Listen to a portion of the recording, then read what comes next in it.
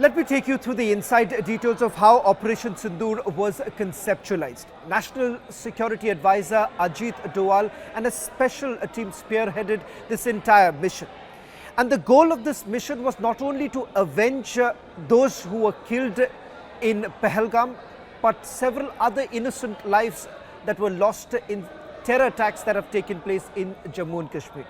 That is the reason why each of these 9 targets that was selected by this special team, there is a significance attached to it.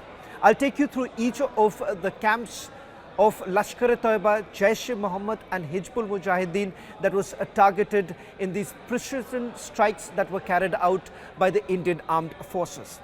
In fact, we are given to understand that this was not limited to just terror launch pads, but the very fact that the terror factory operating out of Pakistan should be completely eliminated. That is the reason why this mission was not restricted to just Pakistan-occupied Kashmir, but also deep inside Punjab. Playing a crucial role was also the NTRO.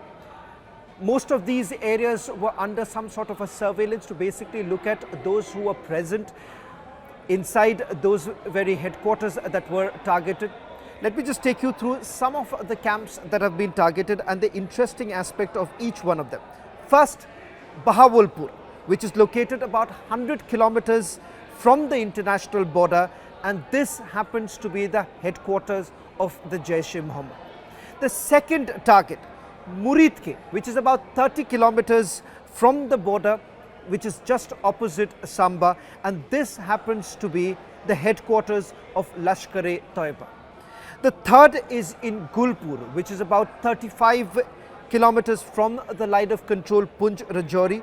And interestingly, routes of the attacks in Poonch on 20th of April 2023, attack on the innocent pilgrims traveling in a bus on June 24th were all conducted from Gulpur. That is the reason why this terror camp was selected.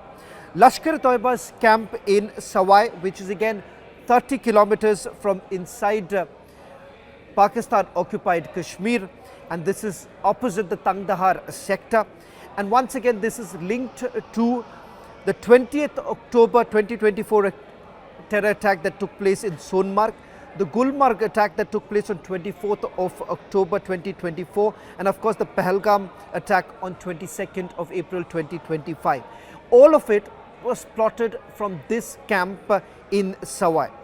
The Bilal camp, that is again the Jaish-e-Mohammed's terror launch pad.